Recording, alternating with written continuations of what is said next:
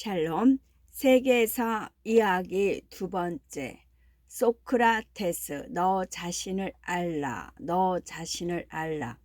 서양 역사에서 소크라테스는 철학의 수준을 한 차원 끌어올린 철학자입니다. 그는 생각하기보다 생각하는 방법을 더욱 고민했으며 개인적인 실천 못지않게 다른 이들을 가르치는 일을 중요하게 여겼지요. 흔히 공자, 예수, 석가모니와 함께 세계 4대 성인으로 불리고 있는 소크라테스를 소개합니다. 너 자신을 알라는 명언은 그리스의 철학자 소크라테스의 말로 유명해요. 기원전 470에서 399입니다. 하지만 그 이전에 솔론이 했다고도 하고 천문학의 선구자였던 탈레스 지구 자전설을 주장했던 피타고라스가 한 말이라는 설도 있어요. 그래도 이 명언을 소크라테스가 남겼다고 하는 것은 소크라테스가 비로소 이 말에 철학적인 내용을 담아냈기 때문입니다. 소크라테스는 서양 역사에서 매우 중요한 철학자이지요. 그의 업적은 인간의 사고를 새로운 차원으로 높인 것이라고 해요. 그는 생각하기보다 생각하는 방법을 고민했고 개인적 실천 못지않게 다른 사람들을 가르치는 일을 중요하게 여겼습니다. 플라톤과 아리스토텔레스 등 다른 유명한 철학자들도 그의 영향을 받은 사람이 많았습니다. 소크라테스는 많은 명언과 일화를 남겼어요. 특히 나는 내가 무지하다는 것 외에는 아무것도 모른다라는 명언은 당시 그리스 철학을 주름잡던 소피스티들의 생각과는 다른 것이었지요. 소피스트란 교양이나 학회, 변론수를 가르치는 사람들을 이르는 말로 프로타코라스와 고르기아스 등이 이 방면의 대가였습니다. 소피스티들은 자신들의 생각이 다른 소크라테스를 미워했고 결국 민심을 혼란시킨다는 이유로 사형을 받게 하였습니다. 그럼에도 소크라테스는 당당하게 자신의 소신을 밝혔어요. 우리는 헤어질 때가 됐소. 그러니 이제 서로의 길을 찾아 떠납시다. 나는 죽음의 길로, 여러분은 삶의 길로. 어느 길이 더 좋은가는 오직 신만이 알 것이요.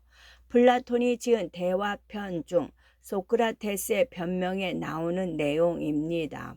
이는 세상과 사물에 대한 깊은 통찰을 담고 있는 말로 지금까지도 우리에게 감명을 주고 있어요. 소크라테스는 악법도 법이다 라는 말을 남기고 독이 든 잔을 들어 마셨죠. 소크라테스의 아내 이야기도 재미있어요. 그의 아내인 크산티페는 악처로 유명했지요. 사람들이 왜 그런 여자와 사느냐고 물으면 소크라테스는 이렇게 대답했습니다. 경말을 잘 하려면 사나운 말을 골라타야 합니다. 사나운 말을 잘 다룬다면 다른 말을 닭이란 쉬운 중 먹기지요. 내가 아내의 잔소리를 참고 견디면 세상에서 상대하기 힘든 사람은 거의 없을 거요.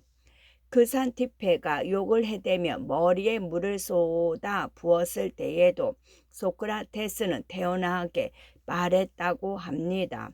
천둥과 번개가 친 다음에는 비가 내리기 마련이지. 하하하하. 소피스트는 기원전 5세기 무렵에 주로 아테네의 자유민으로서 교양이나 학회, 특히 변론수를 가르치는 일을 직업으로 삼던 사람들을 가리키는 말입니다. 이들은 후에는 자기의 이익을 위하여 변론수를 악용했고 그래서 오늘날 소피스트란 말은 궤변가를 뜻하게 되었어요. 8번째, 디오게네스. 햇빛을 가리지 말고 비켜주시오. 햇빛을 가리지 말고 비켜주시오. 행복이란 무엇일까요? 대부분의 사람들은 돈이나 명예를 추구하지만 돈이 많고 출세를 한다고 해서 과연 행복할까요? 통나무 속에서 살면서도 행복했던 그리스의 거지 철학자 디오게네스를 통해 진정한 행복이 무엇인지 생각해 봅시다. 고대 그리스 철학자 중에는 특이한 사람도 많습니다. 그중 디오게네스, 기원전 412에서 323년.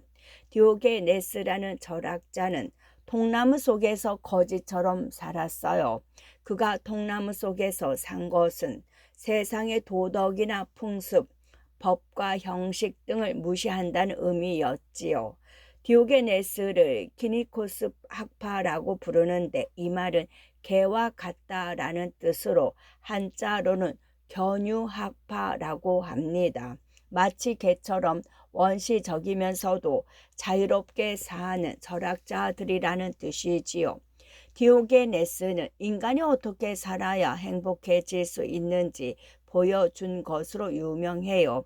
그는 행복은 인간의 자연스러운 욕구를 가장 쉬운 방법으로 만족시키는 것이라고 했어요. 그리고 자연스러운 것은 부끄러울 것도 없고 보기 흉하지도 않으므로 감출 필요가 없다는 것을 보여주었지요. 하지만 그는 모든 사람이 자신과 같은 방식으로 살아야 한다고 주장하지는 않았어요. 단지 그는 어려운 처지에서도 행복과 자립이 가능하다는 것을 보여주려고 한 것입니다. 디오게네스의 명성을 듣고 어느 날 알렉산더 대왕이 찾아왔습니다. 나는 알렉산더요. 당신이 원하는 것은 무엇이든 들어주겠소. 말해 보시오. 아마 다른 사람 같으면 멋진 집이나 많은 돈을 달라고 했을 것입니다. 아니면 출세를 시켜 달라고 했겠지요. 하지만 디오게네스는 이렇게 말했습니다. 햇빛을 가리지 말고 비켜주시오. 디오게네스의 말에 알렉산더는 그 자리를 떠나며 중얼거렸어요. 내가 만일 왕이 되지 않았다면 디오게네스와 같은 철학자가 되었을 것이다. 디오게네스는 플라톤의 영향을 받은 철학자입니다. 두 철학자는 권위적인 것을 비웃었어요. 플라톤은 인간을 깃털 없는 몸에 그저 두 발로 걷는 동물일 뿐이라고 정의하였는데 디오게네스는 한술 더 떴습니다. 그는 닭을 잡아서 털을 몽땅 뽑아 버리고는 내던지며 말했지요. 이게 바로 플라톤이 말한 인간이란 놈이다.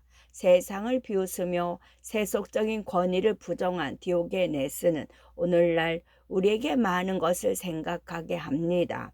과연 어떻게 사는 것이 행복인지 말이에요. 9번째, 내가 아시아의 왕이다. 알렉산더 대왕. 내가 아시아의 왕이다. 알렉산더 대왕은 유럽과 아시아, 아프리카에 걸친 대제국을 이룩한 왕입니다. 정복자로 불리지만 동서양의 문화를 서로 만나게 했지요. 그 결과 세계 시민주의와 개인주의 경향을 띤 헬레니즘 문화가 새로 탄생했습니다.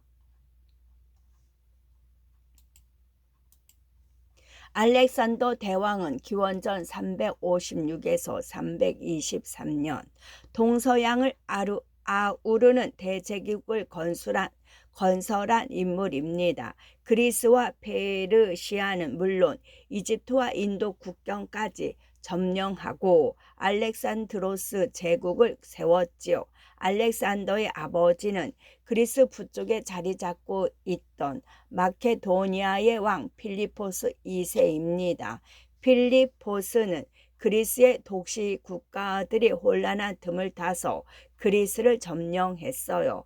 그런데 필리포스 2세가 영토를 계속 확장할 때 알렉산더는 시무룩한 모습을 보였습니다. 주위 사람들이 왜 그러냐고 묻자 그는 이렇게 대답했어요. 아버님이 이렇게 계속 영토를 확장하면 내가 확장할 땅은 하나도 남지 않을 거 아닌가. 이후 필리포스 2세가 암살당하고 왕위에 오른 알렉산더는 우선 동방의 대제국인 페르시아를 공격하여 소아시아 북서의 한 프리지아의 골디움 시를 함락했어요. 골디움에는 옛날 골디우스 왕이 메어놓은 매듭이 있었는데 왕은 그 매듭을 푸는 사람이 아시아의 왕이 될 것이라고 애원했지요. 그런데 알렉산더는 그 매듭을 보고는 단칼에 내리쳐 끊어버리고는 선언했어요. 내가 아시아의 왕이다. 그는 이후 이집트를 점령하고 기원전 330년에는 마침내 페르시아 제국을 멸망시켰습니다. 그리고 다음으로 인도로 눈을 돌렸어요.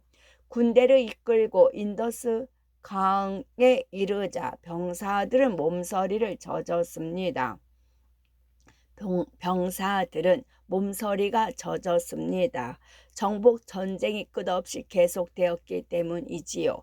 병사들이 인더스 강을 보면서 세상의 끝이라며 더 이상 앞으로 나가지 않자 알렉산더는 가슴을 치며 안타까워했습니다.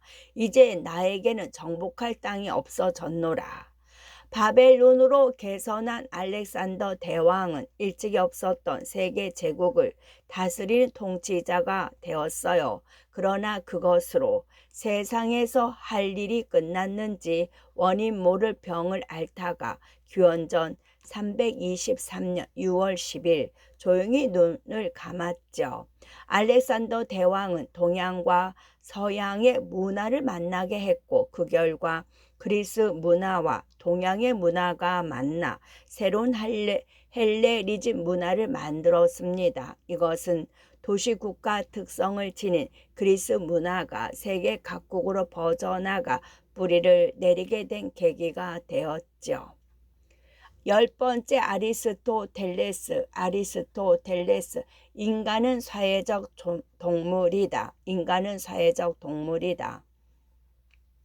인간은 혼자서는 살 수 없어요. 그래서 고대 그리스 철학자 아리스토텔레스는 인간은 사회적 동물이다 라고 했지요. 플라톤의 제자로 학문을 집대성한 아리스토텔레스는 알렉산더 대왕 등 많은 제자를 두었고 그의 학문은 서양 학문 발달에 막대한 영향을 미쳤습니다.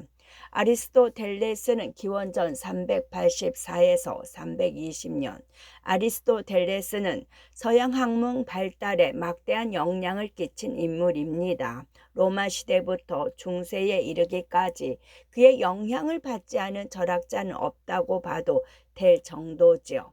아리스토텔레스는 18세에 아카데미에 들어가 플라톤의 제자가 되어 플라톤은 기원전 427에서 347년 플라톤이 세상을 떠날 때까지 20년간 머물면서 알렉산더를 가르치는 등 니케이온의 학원을 세우고 많은 제자들을 길러냈지요. 그는 아침에 오솔길을 걸으며 제자들과 대화를 나누곤 해서 후세 사람들은 그의 제자들을 소유학파라고 부릅니다. 하지만 알렉산더 대왕의 갑작스러운 죽음은 그의 생활에도 큰 영향을 미쳤어요. 아테네 사람들이 반란을 일으켜 알렉산더의 스승인 그를 박해했던 것입니다. 그는 알렉산더가 죽은 지 1년 뒤 아테네 북쪽 칼키스라는 섬에서 병을 얻어 쓸쓸하게 생을 마감했습니다. 그는 철학뿐만 아니라 과학과 정치학 등에도 큰 영향을 끼쳤지요. 또 궤변을 멀리하고 올바른 과학적 인식을 추구해 형식 논리학의 아버지로 불리기도 합니다. 아리스토텔레스는 국가는 최고의 사회이며 선을 최고의 목적으로 한다.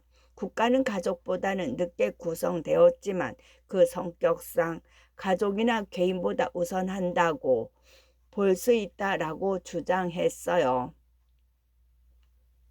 국가를 가장 중요하게 생각한 이유는 인간 사회가 확대되어 발달한 것이 바로 국가라고 봤기 때문이지요. 이러한 생각은 플라톤의 국가론에 영향을 받은 것입니다. 아리스토텔레스가 인간은 사회적 동물이다라고 한 것은 인간은 혼자서는 살 수 없다는 말이라고 할 수 있죠. 사회 속에서 많은 사람들과 다양하고 복잡한 관계를 맺으며 살아가는 것이 인간입니다. 나뿐만 아니라 이웃 다른 사람들을 소중하게 여겨야 하는 것은 우리가 사회적 동물이기 때문입니다. 11번째 카이사르 왔노라 보았노라 이겼노라 왔노라 보았노라 이겼노라 카이사르 2000여 년 전 로마의 영웅 카이사르는 서양 역사에 커다란 영향을 끼친 인물입니다. 강한 추진력으로 주변 국가들을 점령했고 로마를 개혁하였습니다. 또 곳곳에서 유명한 말을 많이 남기기도 했지요.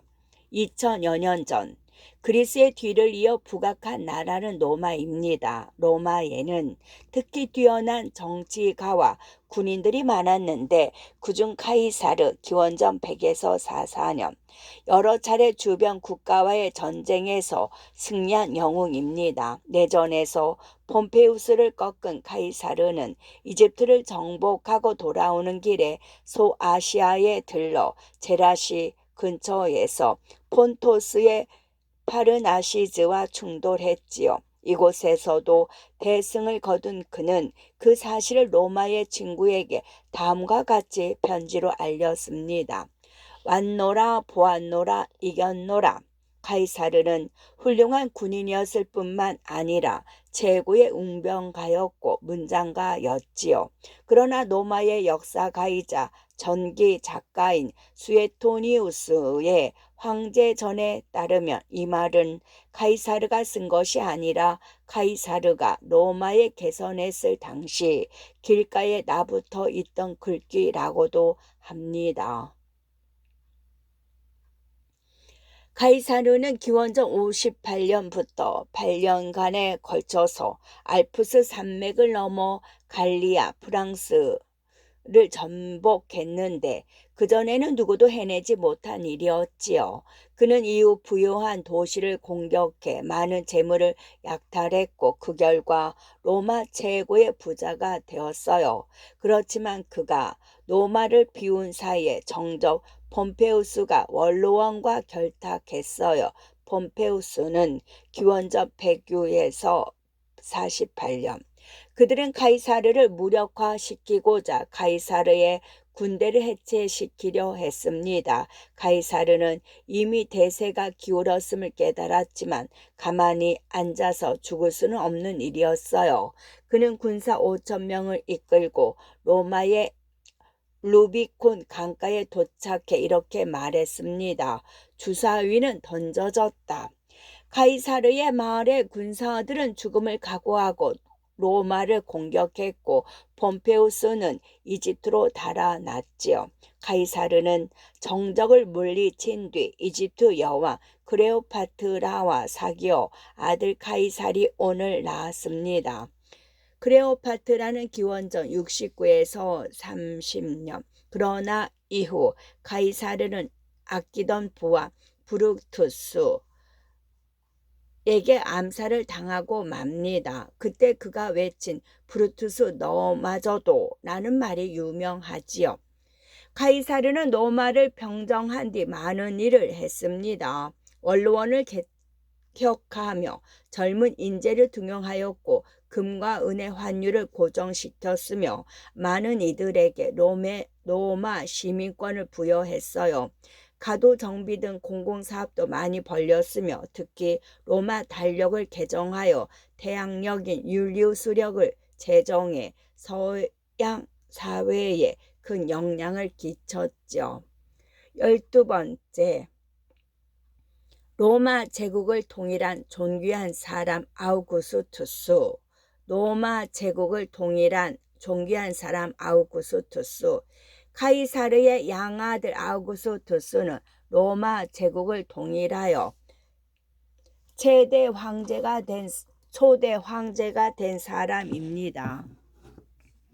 침착하면서도 신중한 성격으로 학술과 문해를 장려해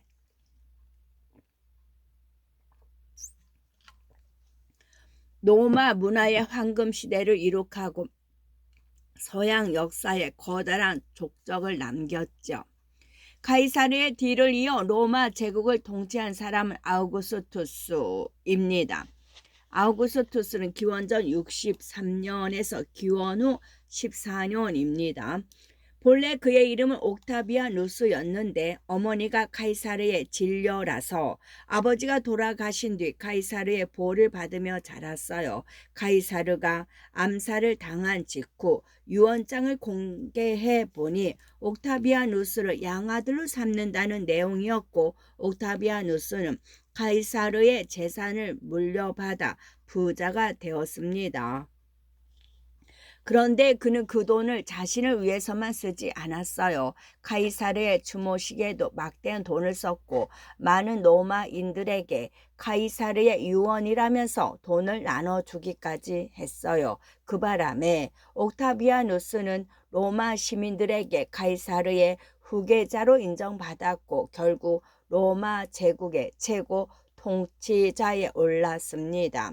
당시 옥타비아누스는 안토니우스, 레피두스 등과 함께 로마를 이끌었는데 이를 삼두 정치라고 합니다. 안토니우스는 기원전 82에서 30년, 레피두스는 기원전 13년까지입니다. 레피두스가 은퇴한 후 안토니우스는 마치 자신이 최고 권력자가 된 양 행동했지만 옥타비아누스는 참으면서 때를 기다렸지요. 기원전 31년 드디어 그 기회가 왔어요. 그리스 악티움에서 안토니우스와 클레오파트라의 연합군과 격돌하게 되었던 겁니다. 이를 악티움 해전이라고 부르는데 이 전쟁에서 옥타비아누스는 연합군을 물리치고 로마 제국을 통일했어요. 그리고 로마의 1인자가 되자 아우구스투스라는 새 이름을 얻으며 제1대 황제에 올랐습니다. 아우구스투스라는 말은 존귀한 사람이라는 뜻이지요. 아우구스투스는 매우 침착하고 신중하게 로마를 이끌었고 특히 학술과 문외를 장려하여 로마 문화의 황금 시대를 열었어요. 그는 수도를 로마로 정해놓고 신전을 세우며 이렇게 말했죠. 나는 진흙이었던 로마를 넘겨받아 대리석으로 만든 로마를 당신들에게 넘긴다. 하지만 그가 죽은 후 황제 자리는 늘 음모에 휩싸이게 되었으며 폭군 네로를 끝으로 그의 가문은 더 이상 황제에 오르지 못했어요. 로마 제국은 세워진 뒤 채 100년도 가지 못했던 겁니다. 네로는 37에서 68년. 13번째, 로마 제국. 모든 길은 로마로 통한다. 모든 길은 로마로 통한다. 로마 제국은 서양에서 가장 큰 영토를 이룩한 나라입니다. 또한 경제와 문화, 학문 예술을 발달시켜 유럽에 엄청난 영향을 끼쳤지요. 그래서 모든 길은 로마로 통한다. 로마에 가면 로마법을 따르라는 속담까지 생겼습니다. 하지만 그런 로마 제국도 멸망은 피할 수가 없었어요. 그 이유는 무엇일까요? 로마 제국은 서양 역사에서 가장 큰 대국을 이루었습니다.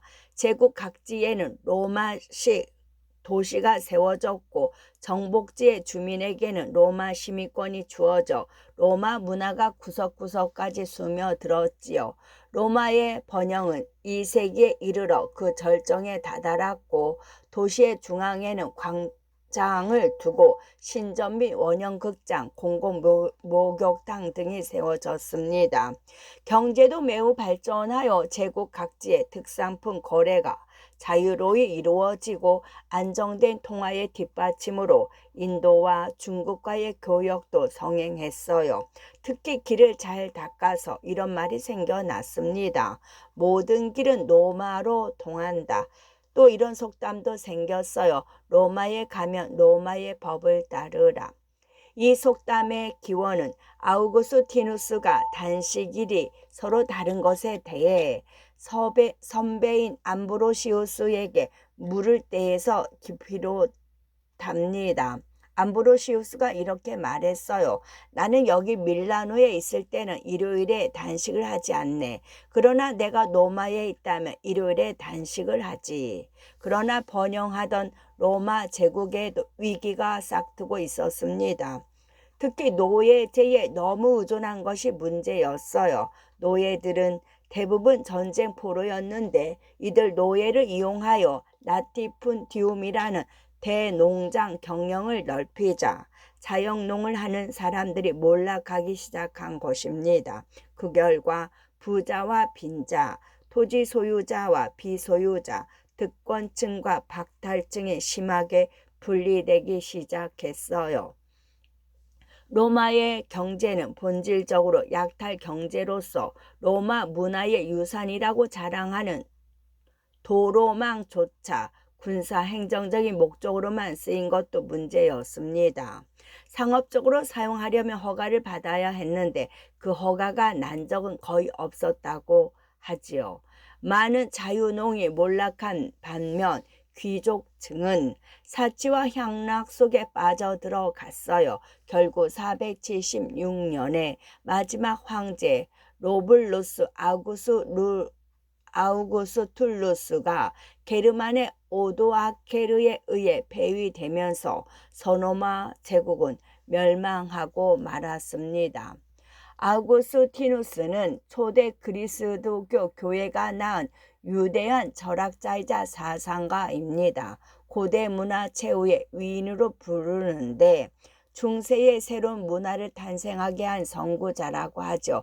고백록, 삼위일체론, 신국록 등이 널리 알려져 있어요. 14번째 바이킹, 세상을 뒤흔든 바다의 용사들 바이킹. 바이킹은 8에서 11세기 사이에 스칸디나비아와 덴마크 등지에 거주하면서 해로를 통하여 유럽 각지로 진출한 노르만족을 말합니다.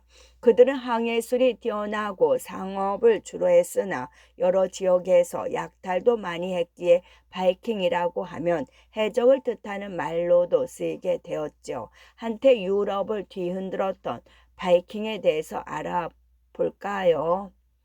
바이킹이라고 하면 먼저 해적을 떠올릴 것입니다. 천여 년 전 그들은 북유럽의 스칸디나비아 반도와 덴마크 등지에 살면서 유럽 전역을 헤집고 다녔거든요. 네덜란드, 독일, 프랑스 등지에서는 이들을 노르만족이라고 부르며 공포의 대상으로 여겼어요.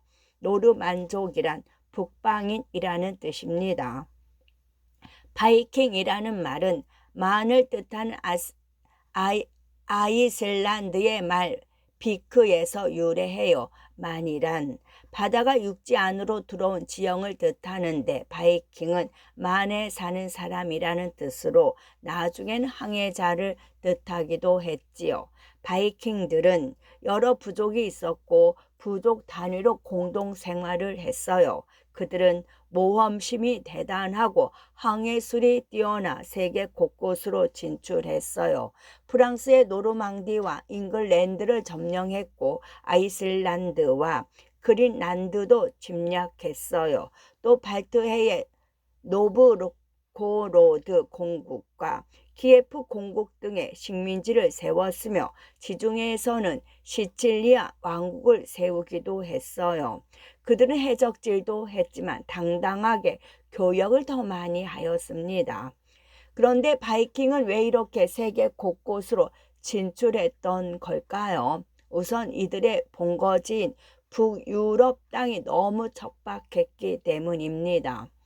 식량 자원이 모자라자 새로운 정착지를 찾아 바다로 진출했던 것이지요. 바이킹은 심지어 콜룸버스보다 아메리카를 먼저 발견했다고 합니다. 아이슬란드 역사가들에 따르면 그린란드를 발견한 에릭의 아들 에릭슨이 천년경 부하 35명을 데리고 오랜 항해 끝에 새로운 땅을 발견하고 빈란드라는 이름을 붙였다고 합니다.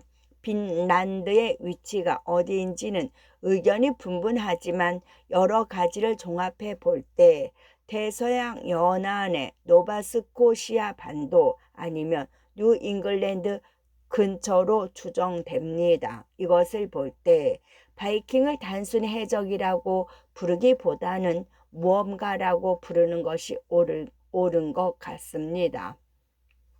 뷰페의 유래. 바이킹들은 늘 배를 타고 다니므로 제대로 먹지를 못했어요. 그래서 배에서 내렸다 하면 가져온 음식들을 쭉 늘어놓고 포식을 했어요. 여기에서 뷰페가 생겨났다고 합니다. 스웨덴에서는 뷰페식으로 먹는 것을 스모르가스보르드라고 하는데, 스모르는 빵과 버터를, 가스는 닭과 오리 같은 가축류 구이, 보르드는 널판지를 의미해요. 15번째 콜럼버스 대항해 시대와 신대륙 발견. 콜럼버스의 신대륙 발견은 세계 역사에서 가장 중요한 사건입니다. 당시 유럽 여러 나라들은 동방의 문물을 가져오려고 경쟁했는데 콜럼버스 역시 인도를 찾아 나섰다가 신대륙을 발견한 것입니다. 배를 타고 세계 곳곳을 발견하던 시대를 대항해 시대라고 합니다. 15세기 유럽은 동방의 문물을 가져오려고 각국이 앞다투고 있었어요. 본래 동방으로 가는 실크로드가 있었지만 오스만 투르크 제국이 가로막고 있어서 새로운 길을 찾아야 했고, 그것은 바로 바다를 통하는 길이었습니다. 포르투갈의 바르톨로뮤 디아스가 1486년 가장 먼저 아프리카 최남단 희망봉을 발견했고, 그 이후 많은 사람들이 항해를 시작했는데 이 시대를 대항해 시대라고 합니다. 이에 자극을 받은 스페인에서도 크리스토퍼 콜럼버스를 앞세워 1451에서 1506년 항로 발견에 총력을 기울였지요. 콜럼버스는 인도를 찾아 대서양 서쪽으로 계속 항해를 했어요. 그리고 마침내 1492년 10월 아메리카인 일부인 섬에 도착했는데, 콜럼버스는 이를 인도라고 생각했어요. 오늘날 아메리카 대륙에 서인도 제도가 있는 것은 그 때문입니다. 콜럼버스는 이듬해 3월 귀국하며 국민들의 열렬한 환영을 받았지요. 하지만 그를 시기하는 사람도 있었어요. 신대륙 발견은 대단한 게 아니야. 그저 서쪽으로 항해하다 보니 우연히 발견한 것이지. 신대륙 발견은 누구나 다 할 수 있는 것이라고 폄하한 것입니다. 그러자 콜럼버스는 달걀을 하나 집어들었어요. 누가 이것을 탁자에 세워 보십시오. 여러 명이 달걀을 세워보려고 했지만 모두 실패하자 콜럼버스는 달걀을 들더니 끝을 살짝 깨트려 탁자 위에 세웠어요. 그것을 본 사람들은 웅성거렸어요. 그렇게 하면 누가 못합니까? 그러자 콜럼버스가 말했죠. 그래요. 이건 역시 아무것도 아니죠. 그러나 여러분 중에 누구도 이 달걀 끝을 깨트려서 테이블에 세운다는 것을 생각지 못했습니다. 하지만 나는 생각해냈어요. 신대륙 발견도 이와 마찬가지입니다. 아무것도 아니지만 처음으로 생각해낸다는 거, 바로 이것이 중요한 것이지요. 그의 말에 아무도 대꾸를 하지 못했어요. 새로운 일을 하기 위해서는 고정관념을 깨야 한다는 것을 잘 보여주는 일화입니다. 콜럼버스는 죽기 전까지 인도 제도가 인도의 일부라고 생각했지요. 그가 발견한 대륙이 아메리카 대륙으로 판명된 것은 10여 년 뒤 아메리고 페스푸치에 의해서입니다. 1498년에는 포르투갈의 바스코 다 가마가 희망봉을 지나 인도의 캘리컷에 도착하면서 바다를 통해 인도에 갈 수 있는 인도 항로가 완성되었지요. 이후 더욱 더 많은 사람들이 새로운 문물을 얻기 위하여 바다에 도전했습니다.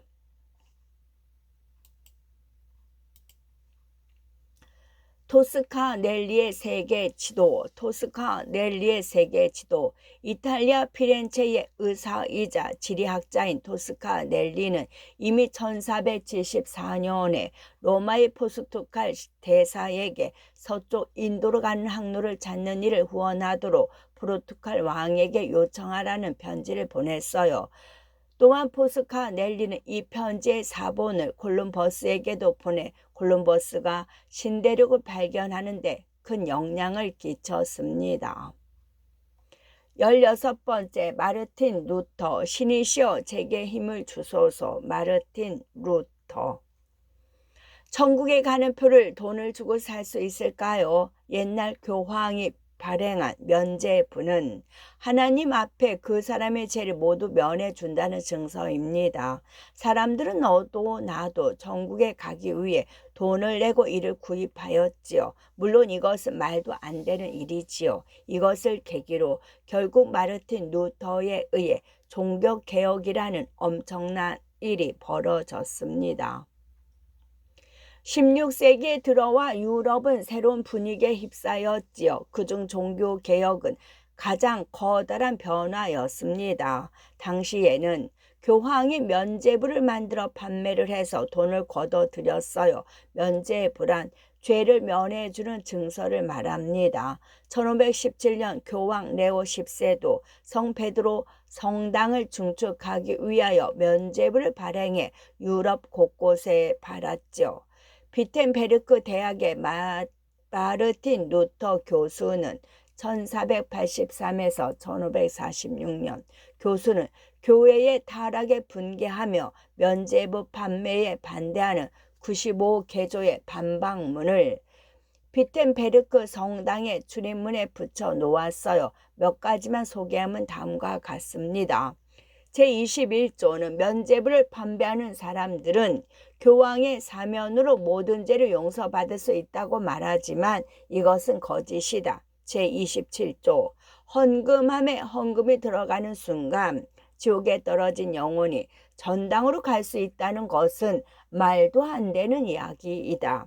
제36조 기독교 신자는 회개하는 마음만 있으면 면죄부 따위가 없어도 죄에 대한 용서를 받고 구원받을 수 있다. 루터는 인간이 구원받을 수 있는 길은 오로지 신의 은총에 따르는 것이지 돈으로 면죄부를 사는 것으로 구원받을 수 없다고 주장했습니다. 로마 교회는 루터의 이러한 주장이야말로 교회의 모든 권위에 대한 정면 도전이라며 모두 취소하라고 명령하였지요.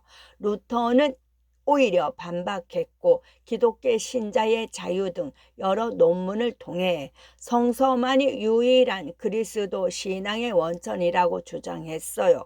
결국 1520년 교회는 루터를 파문했고 루터는 파문장을 대중 앞에서 불사르며 종교개혁을 주장했습니다.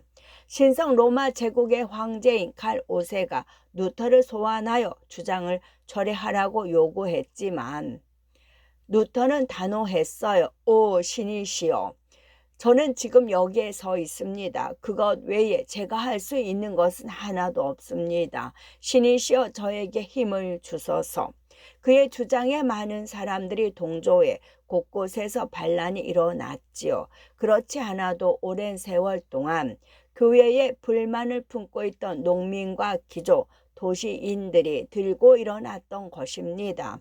루터는 말년에는 농민 반란을 잘못된 일이라고 비판했고 개혁의 의지가 꺾이기도 했지만 그의 영향으로 프로테스탄트 교회가 생겨났고 유럽 사회는 커다란 전환점을 맞이했습니다. 면죄부는 로마 교황이 교회의 건립 비용과 부족한 재정을 해결하고자 금전이나 재물을 봉헌한 사람들에게 죄를 면해 준다는 뜻으로 교부한 증서를 말해요. 800년경부터 처음 발행되었고 15세기에 부쩍 늘어났어요. 결국 종교개혁을 일으키는 발단이 되었습니다. 17번째, 엘리자베스 엘리자베스 1세, 나는 영국과 결혼했다. 엘리자베스 1세, 영국은 여왕이 통치하던 시절 많은 발전을 이루었어요. 엘리자베스 1세는 스페인 무적 함대를 무찌르고 영국을 유럽 최강의 해상 제국으로 만들었고, 빅토리아 여왕은 영국을 해가 지지 않는 나라로 만들었습니다. 영국의 발전을 이끈 엘리자베스 1세는 어떤 인물이었을까요? 영국은 여왕이 통치하던 시절에 가장 많은 발전을 이루었습니다. 엘리자베스 1세 때가 그랬고,